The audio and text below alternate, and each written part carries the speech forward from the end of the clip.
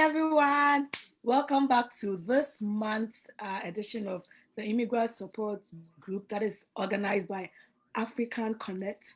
Afri-can Connect is in Calgary, and we try to support immigrants. This is one of the ways, or one of the things that we do to support new immigrants that have come into Canada in Calgary to make sure that they're able to settle smoothly into the Canadian labor market. And today I'm very excited. I don't know if you can see, because I am honored today to be able to introduce our speaker. If you don't know Margaret Adenkule, go look for her on LinkedIn. She is doing amazing work on LinkedIn for the African community, supporting us, giving us tips. I follow her I have connected with her on LinkedIn. She gives amazing tips. She gives voice to power. She speaks through the truth. And so today I'm so honored to introduce to you all Margaret Adenkule, who is an inclusion advocate. She's all about making people feel a sense of belonging in the workplace and in Canada. And she's also the president of the ATB Black Team Members Network. Today, Margaret is going to talk to us about mentorship, the importance of mentorship, what mentorship is, what we need to look out for when we decide to go into a mentor-mentee relationship. Is it even important? Do we need a mentor in our career path as new immigrants from Africa? Do we need it? So we are going to, Margaret is going to help us walk through all those questions. If you have any questions, as usual, put it on, if you're on Facebook, put it in our chat on Facebook Live, and we would ask Margaret for you. If you are here with us on Zoom, put it in the chat and we'll answer it for you. And so Margaret, you have the floor. Thank you so much. I am honored. I have connected with you. I see all the good things you are doing for our community. It's such an honor to have you today. Thank you.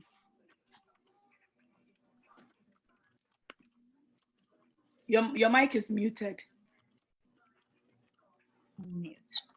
Can you hear me now? Yeah, I can hear you now. Thank you for the humbling introduction. It's always nice to get that opportunity to reach out to immigrants anytime I have the opportunity to.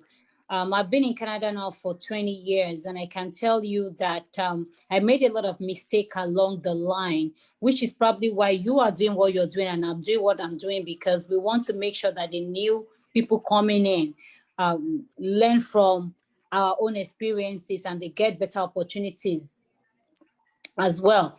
You will all remember that 2020 will be remembered for what COVID-19 did to us and how it changed our lifestyle. Or maybe you remember 2020 as the year which anti-Black systemic racism came to an end.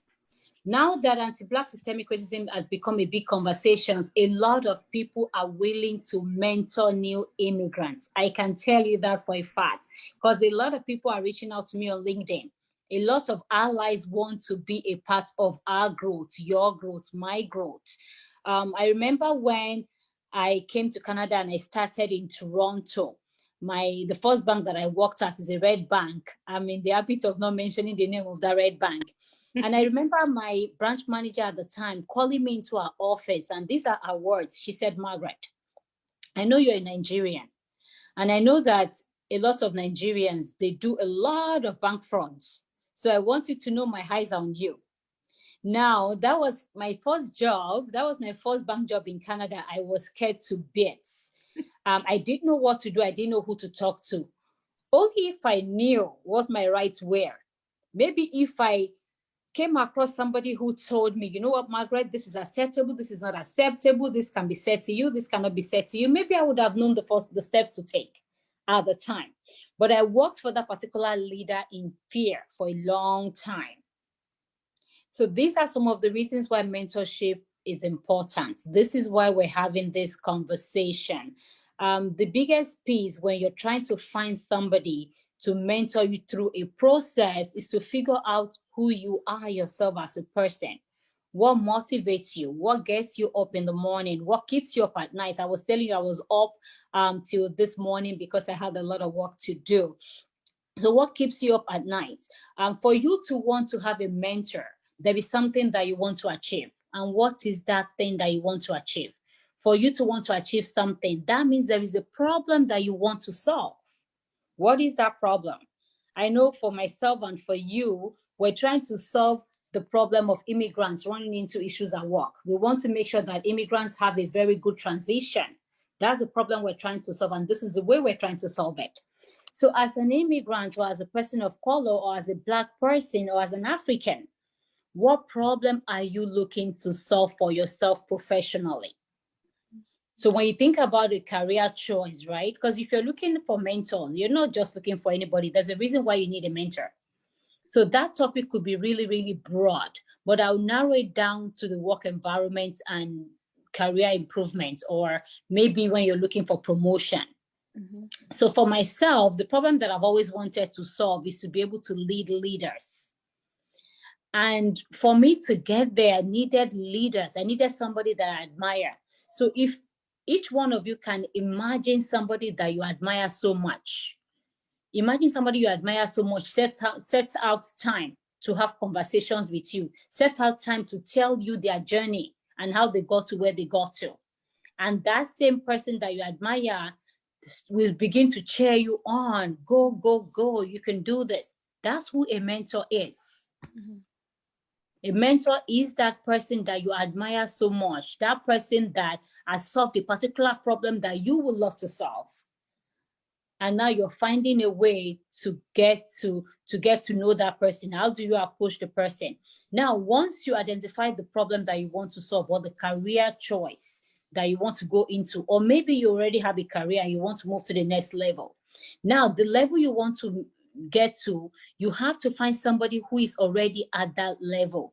And I know that with us, a lot of us Africans, we don't want anybody to look down on us. Who is she? Who does she think she is? Why do I have to go approach her? After all, she can see it's only me and her that are Black people in this place. Why can't she approach me and say, Margaret, I'll just mentor you?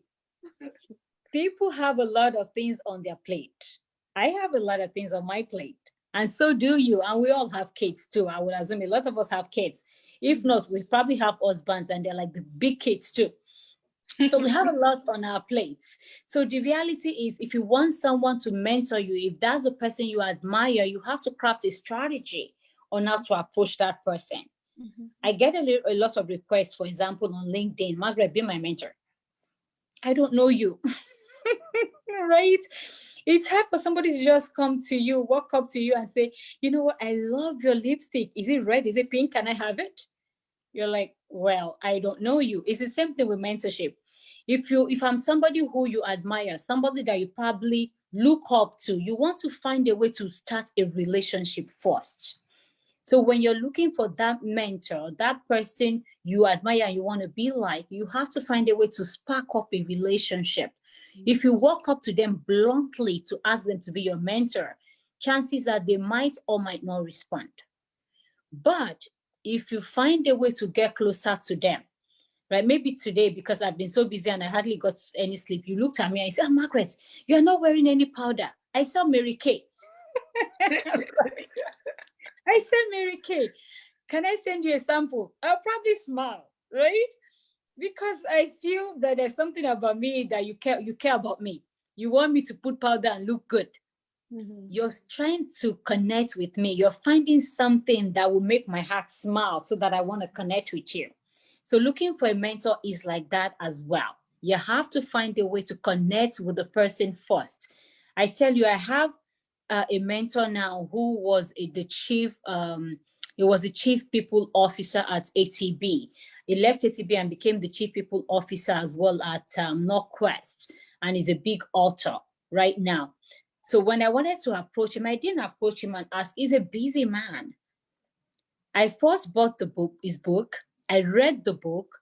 I picked up a few things that inspired me about the book. And I went to him and I said, wow, your book changed my life. Thank you. Then he responded. And we started a conversation that way. And I never asked him to be my mentor as I talk to you. But anytime I have something strategic that I need to discuss, I will email him. Do you mind if I run this by you? When will be convenient? That his secretary will book me a time. And I tell you, it's the same thing. I probably have maybe 10 or more mentors that I will reach out to for different things and different reasons. So the bottom line is, number one, we say know thyself. Know the problem that you want to solve. Know the next career move that you want to make. Then find somebody who is already doing it. Then approach the person in a very warm way.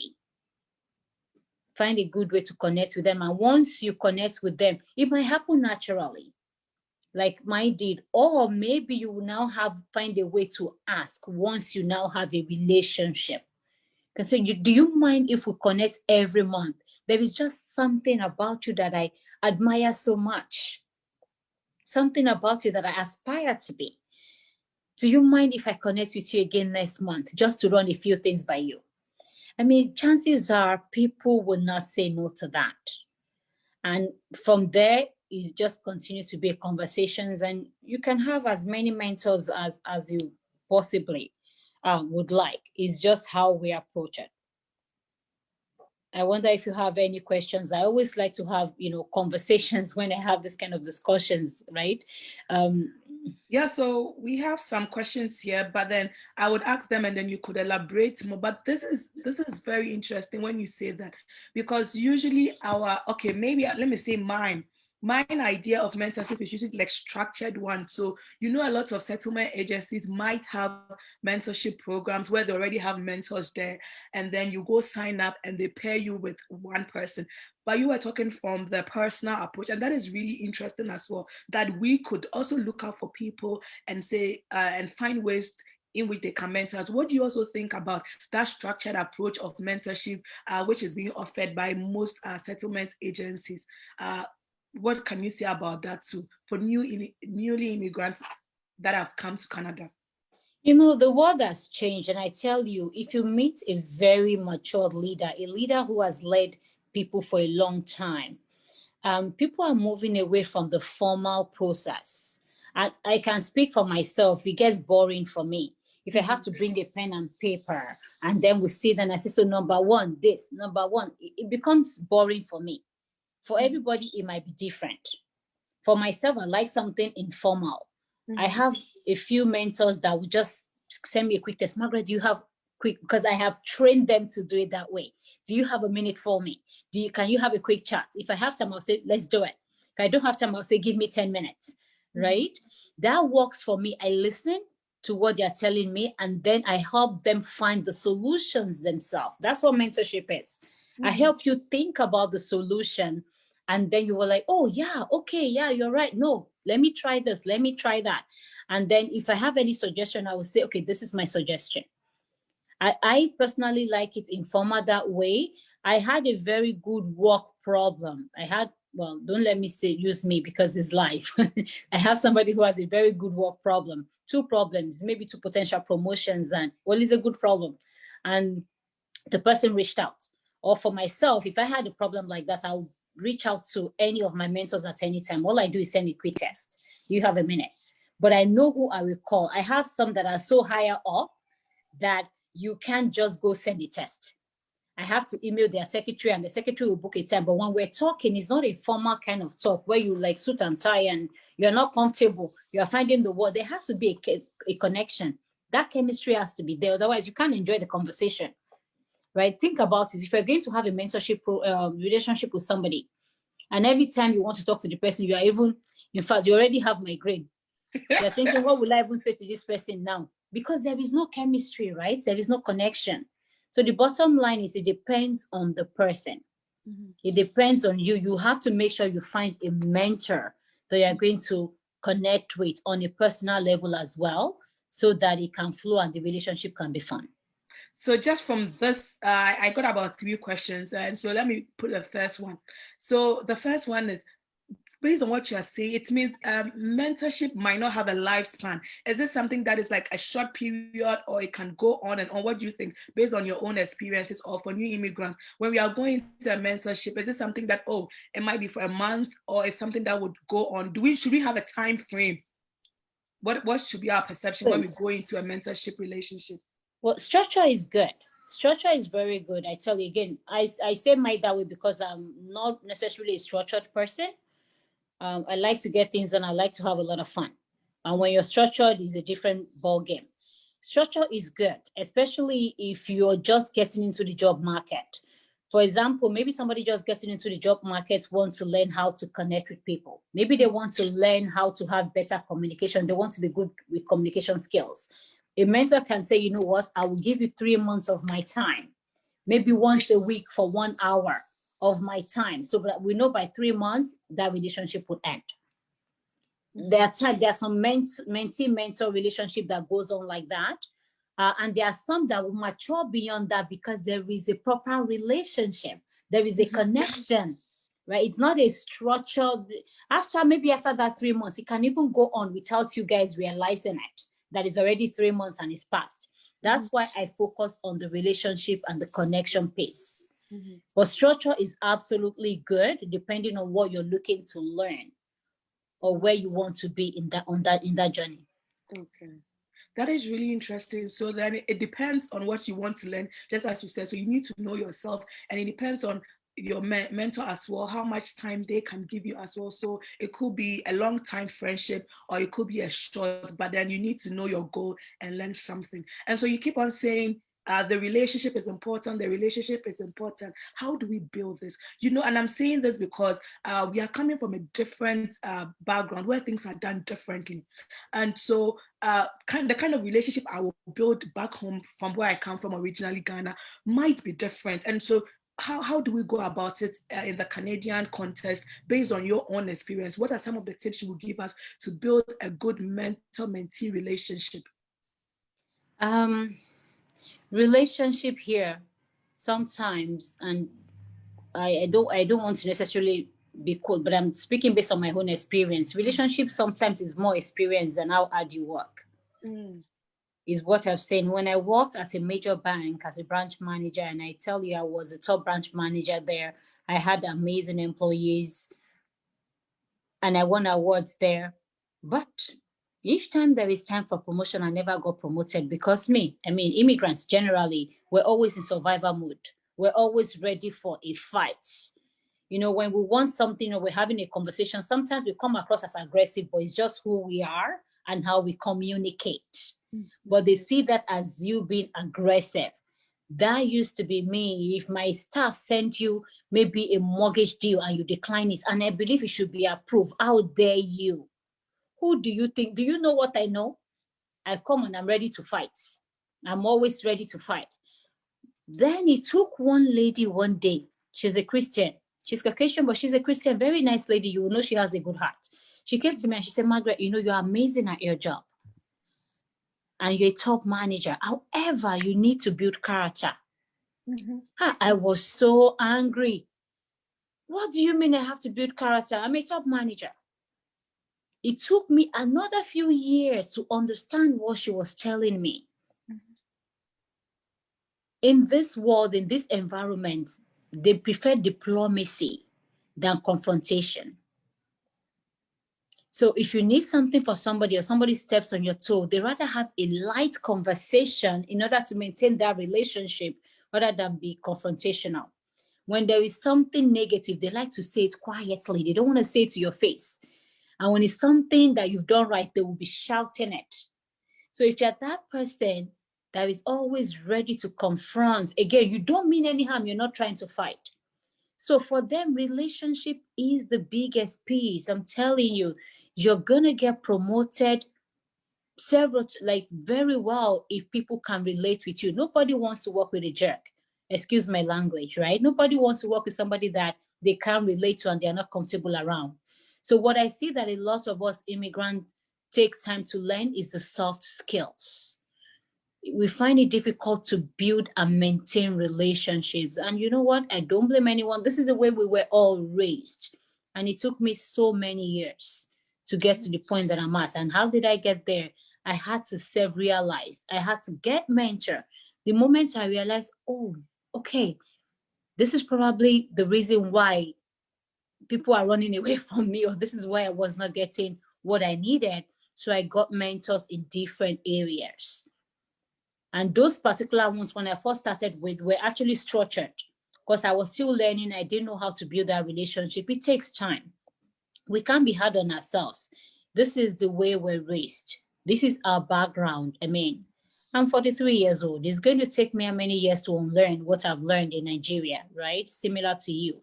So building relationship is a journey. Take it one step at a time. Connect with people. Email people, say hello. Find something. For example, if I want to become friends with you now, right? I can say something along the line of this lipstick. I'm still looking at this same lipstick because it keeps drawing me, right? And now I'm speaking in Nigeria way that is drawing me, right? I'll probably ask you, can you tell me where you bought the lipstick? No.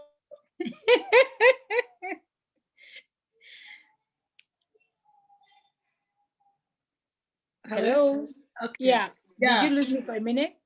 No, I think I Okay. did. Okay. So I will find something that we can both connect with. I will find something about you. I will find a common ground. This is what I see them do. Sometimes, like I said, with the mentor, that big mentor that I got, I had to go buy his book. I read the book. I found a few quotes in the book that I read back to him. Of course, like Yoruba people will say, your head will swear now. Somebody's praising you. Do you understand? And they say, I can see you blushing as I keep talking about your lipstick, right? You're appreciative that I'm admiring you. Mm-hmm. I'm looking for a common ground. I'm looking for something that will warm your heart towards me. Mm-hmm. Leaving my pride aside. That is how you begin to build that relationship. You have to find something that I love to talk to me about, right? Maybe you don't even like it. I'm not telling you to pretend, but but that's the way I started. That's the way I started, and that's the way my mentor taught me. Find a common ground. Find something that you enjoy to do with that person, or something about that person you can relate to, and have conversation on that level. And I think whatever you're saying is interesting. I know we've had this conversation again about soft skills, and I'm really excited that you brought that up because we are coming from a different background where we have this African time. And so maybe you're supposed to meet a mentor at 11 a.m. and then you go with African time and meet the mentor at 1 a.m. And so some of these things are ways to build relationship. You are not respecting the person's time. Apart from the fact that you are finding a common ground, can you maybe talk about maybe 2 or 3 things that we usually do back home that we think is we normalize and bring it here that might ruin a mentee and mentor relationship? Anything that will come to mind? If nothing comes to mind, I can ask the next question. But then I know we've talked about this soft skills again, even when you go into the lunchroom, sitting down with people or eating alone, doing your own thing and all that. I don't know if you could mention some of the tips apart from the finding a common ground. I mean, like, a lot of mentors are very busy people, right? A lot of them will be busy. The last thing you want to do is book a time with somebody and not be there at that time, right? Their times are precious and we have to respect that. Um, I think the biggest piece is just being your genuine self, right? Bring your unique self, completely be yourself. If you say you're going to be there to be there too.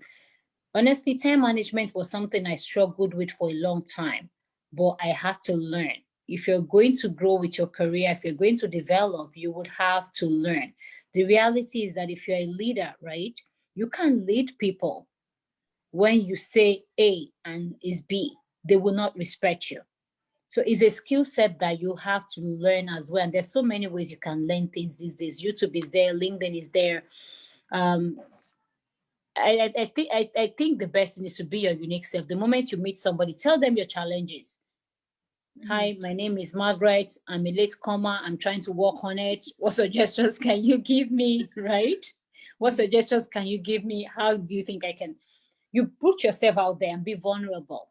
There is nothing wrong in being vulnerable, right? That's what I would suggest. Okay. Okay, so there's this question that is here. If you just landed in Canada, how do you go about finding a mentor in your career without knowing anyone?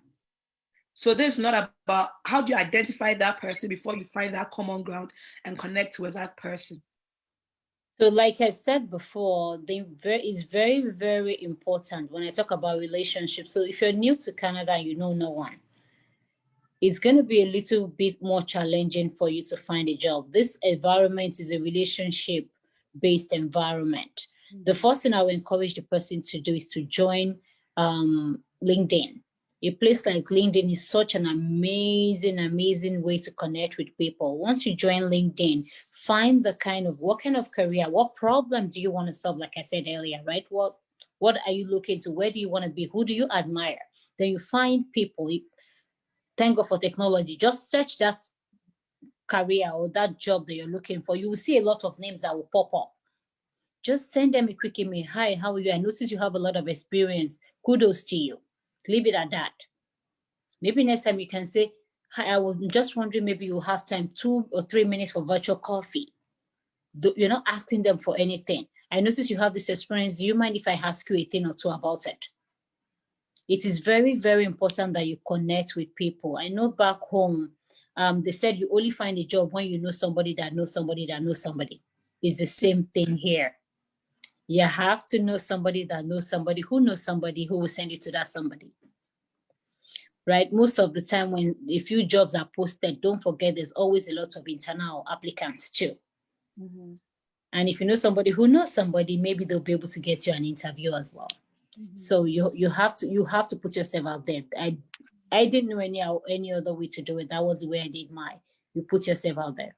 And if you put yourself out there and you send messages to as many people as possible, but warm messages. Nothing about be my mentor. Just hello, how are you? I saw your profile. I admire your experience. Wait for the person to respond. Maybe once they respond, based on what they say, you can just follow along that way, and maybe eventually you can ask for maybe a virtual coffee or something like that. Mm-hmm. Mm-hmm. Thank you. That's interesting. So along that same line, if I am a new immigrant that have just landed in Canada with no Canadian work experience, and I have a mentor, can I use my mentor as a reference? Well, your mentor can definitely be your character reference, right? A lot of employers these days are accepting character reference. So there'll be nothing wrong with that, as long as you've made yourself very vulnerable to the mentor knows who you are, and they're comfortable giving you a character reference. A lot of people that are hiring new immigrants these days are very, very open-minded, and they understand that you're new, you've never worked here. I would prefer that to somebody who would, rather than give a name of somebody you've never worked with, right? I had a situation when I worked for one Red Bank where I went through hoops to get this individual in, and the person gave a few references, and at the end of the day, the bank find out that the person actually didn't work at one of the places they said they worked at, and the person who did the reference didn't even work at the place. The last thing you want to do is put yourself through that or embarrass the person who went through that process to get you in. So definitely a mentor can be a character reference for you. There is nothing wrong with using a mentor. That's interesting. So with every relationship, I mean, there are really good ones and there are toxic ones. So what if I find myself in a mentor-mentee relationship that is toxic, but then I feel like that mentor can help me in my career path or can network, so I need to survive or I need to keep that relationship? What advice would you have for such a situation? I will never ever advise anybody to be in any form of toxic relationship. The person, and I know that I'm taking it sideways when I use the word nobody. You don't have to worship anybody, because if one person is not doing what they need to do for you, somebody else will do it. That's the beauty of this amazing life that we live. Somebody else will do it if this person is not doing it. Don't ever be in any toxic relationship. That's why I talked about relationship and connecting and finding a common ground. Somebody who you don't have chemistry with, you have migraine when it's time for you to talk to the person, you have no business being a mentee or a mentor to that person. It's not an healthy relationship. You're not going to learn anything. And if they're going to do anything for you, maybe they will do it grudgingly, and they'll be expecting a lot back in return, right? There is always a mentor out there for everybody. There is always that one person that you're going to connect with out there. Trust me, with everything else going on in the world right now, a lot of allies are very, very open to mentoring Black people and people of color and immigrants generally. Reach out. There's a mentor out there with your name, just waiting to take you on. And that is really interesting when you mentioned that there are a lot of people out there who are willing to mentor Black people. And so there is this two school of thought. People are saying that when you move here, it's better to have a mentor that is a Black person, because that person has been through the experience that you might experience, so will be a better mentor for you. And others are of the view that no, you need to have a mentor that is Caucasian or white, because they have more connections and they can connect you. What is your view on that? Should race or the color of the person that you want to mentor you matter? If you limit yourself to race, you might be missing on some opportunities there, right? I mean, of course, definitely, me being a Black woman, being an immigrant, maybe I will understand where you're coming from. But is that what you're looking for? Are you looking for somebody to reminisce with you? Or you're looking for somebody to take you to the next level? That's why I said, look, it has to be somebody you admire, right? Somebody that you're looking up to. The race does not matter. I am Margaret first before I'm a Black woman. I don't want to be mentored or given a job because I'm a Black woman. I want to be given a job or somebody to be my mentor because I merit it. So I'm Margaret first before the color of my skin. And that's what I want people to see. So it's not about the color. Absolutely, there's a lot of discrimination going out there. I've been a victim, but I'm not a victim, right? It's not about the color. It's about you aspiring to get to where you want to get to. You find somebody who you can connect with, who is there, who is where you want to be, and you find a way to have that relationship. Having it with a Black person, absolutely, it's not a bad idea if that relationship would work. But is that what you need? Mm-hmm.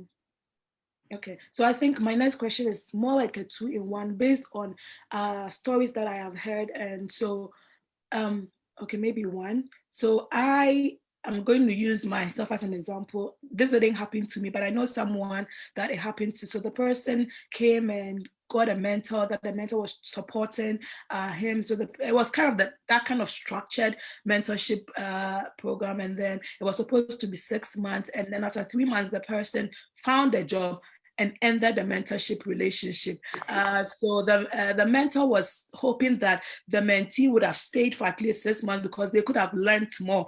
And then the mentor left. So what is your advice if I'm in a relationship, a mentee mentor relationship, and I'm just a new immigrant? I need to survive. I need to pay my bills. I need to eat.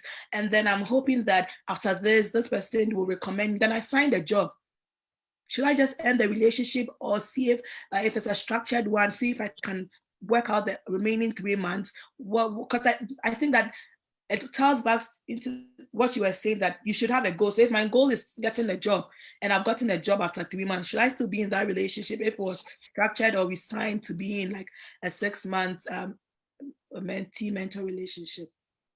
So I met a young man Mm-hmm. who has been in Canada for 5 years.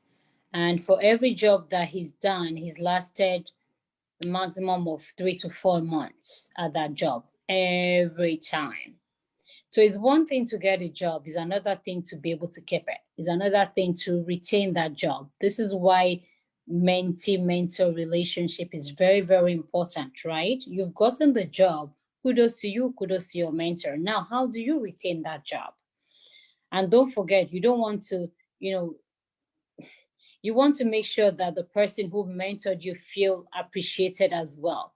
You don't want to just walk away. And if you feel you're not able to keep to that commitment again, you want to make sure you find a polite way to do it. I know a lot of people who get jobs. It's very easy for them to get a job, but they don't know how to keep it because they still don't understand how to adapt to the Canadian work environment. There's a lot more to it than meet the eye, right? So I think it's very important, if you're fortunate enough to get a mentor, to try and stay the course of it if you can.